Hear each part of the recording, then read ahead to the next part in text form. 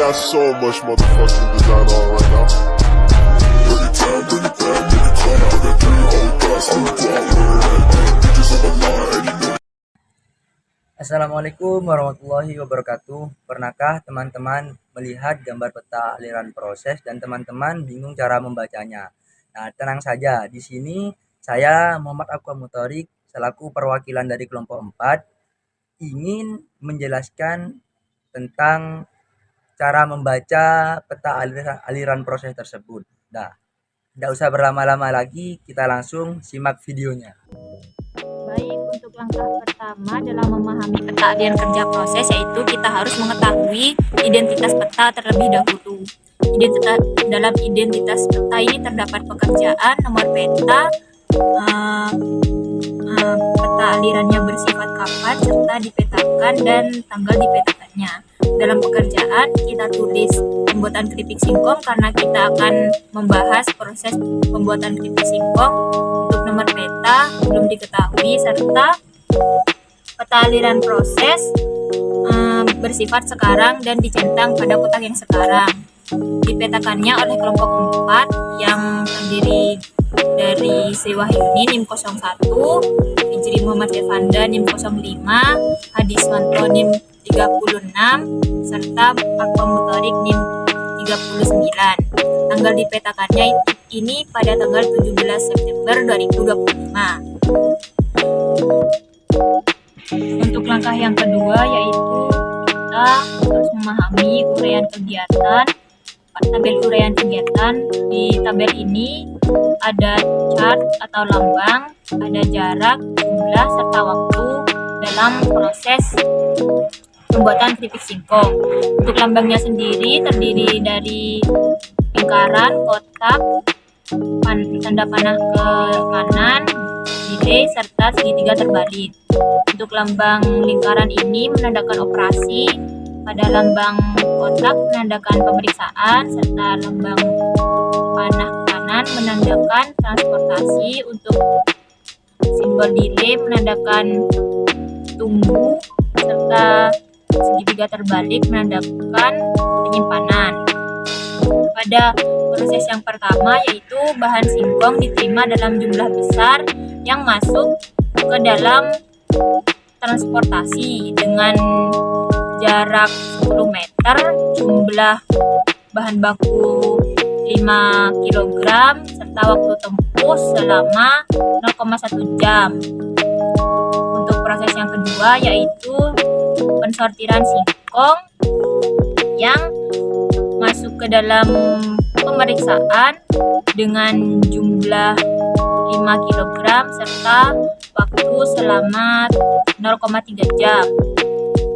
Untuk yang ketiga, mencuci bahan menggunakan rotary washer bertekanan.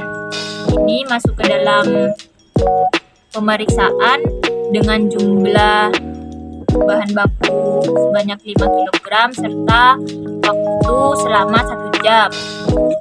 Step keempat, pengupasan kulit dengan peeling mesin yang masuk ke dalam kegiatan operasi dengan jumlah bahan baku sebanyak 4 kg dan waktu selama 1 jam.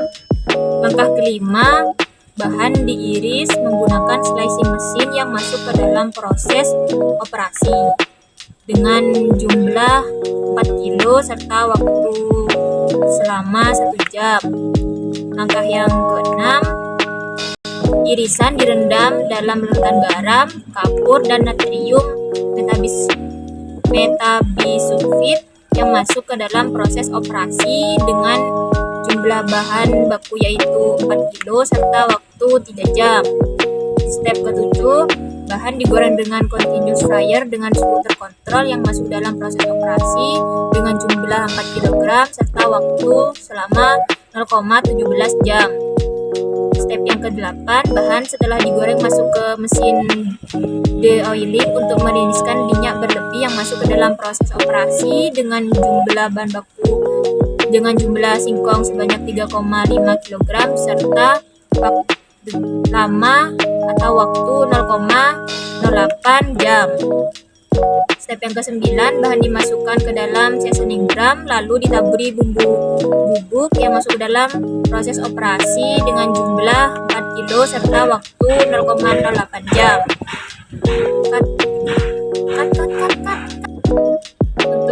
Untuk step ke-10 yaitu bahan dikemas menggunakan automatic packaging mesin dengan kemasan plastik multi layer yang masuk ke dalam proses operasi dengan jumlah 4 kg serta waktu 0,5 jam.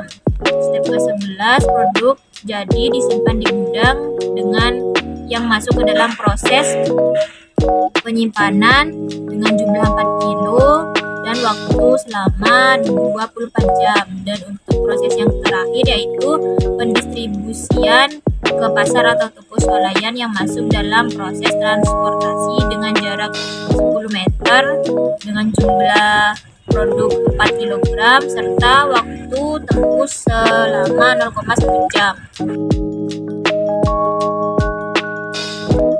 Baik, selanjutnya saya di sini ingin menjelaskan tentang diagram alur proses pembuatan kopi bubuk yang bersifat sekarang. Dipetakan oleh kelompok 4 tanggal 17 September 2025. Langkah pertama yaitu kita fokus kepada penyimpanan bahan baku gudang biji kopi. Setelah itu kita transportasi ke dalam kegiatan operasi proses sortasi atau pemilihan biji kopi. Dalam proses operasi ada beberapa operasi yaitu operasi penyangraian biji kopi, pendinginan biji kopi, penggilingan biji kopi, blending atau pencampuran beberapa zat, dan pengemasan. Setelah kita melakukan operasi pengemasan, kita transportasi ke dalam proses pemeriksaan. Setelah kita melakukan proses pemeriksaan, kita transportasi ke tahap terakhir, yaitu tahap penyimpanan produk kopi bubuk tersebut.